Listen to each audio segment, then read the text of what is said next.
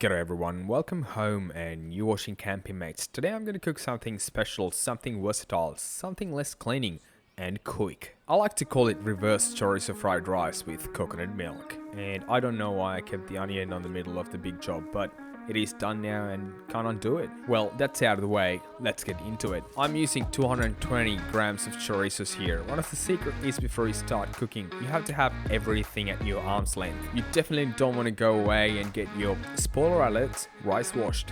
So there is that. It will be super quick to put together and I like to call it speedy umpkins. Before even getting into chorizos, I'm gonna fire up the old stove and get it nice and hot. However, you can replace the chorizos with something else like kielbasa, andouille, bratwurst, or Italian sausages. Add olive oil to the pan, 2 tablespoons, get it nice and hot. Bit of a swirl around the pan, get a nice even coat of the oil. And don't be afraid to the smoke. Straight into the pan, nice little mix. What you're looking for is browning on the outside. I reckon 2 minutes will do the trick. The one I got is equivalent of 100 grams I reckon, with honey soy marinade. And hey, don't be shy to ask one skewer from the deli section. You're paying for it.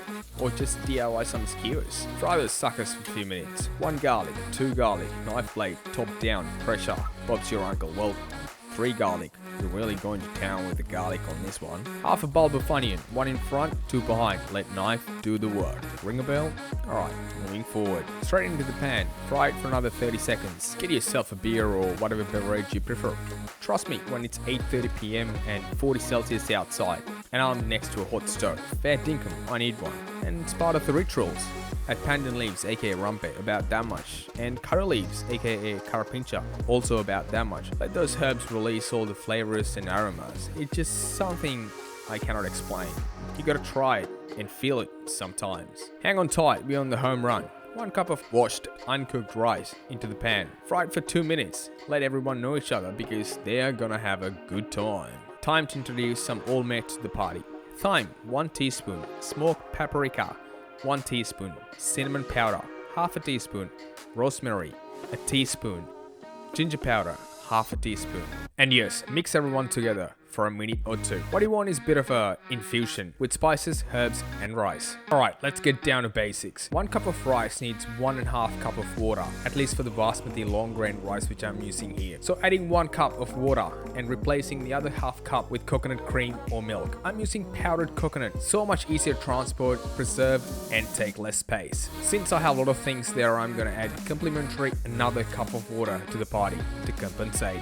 And handful of raisin. At this stage you gotta eyeball it. I feel like I need another cup of water. So total 3.5 or 4 cups or 500 to 550 ml of water. Close the door. Totally mistaken. Since you're doing the pod reference, close the lid, grab yourself the drink that you started drinking and relax for next 15-20 minutes. Well again, time can be relative, so keep your eye on the dish. You don't need a cremated dish after a long day of traveling. Done and done. Smells and looks pretty awesome. Gotta be happy with that. Bit of a taste test.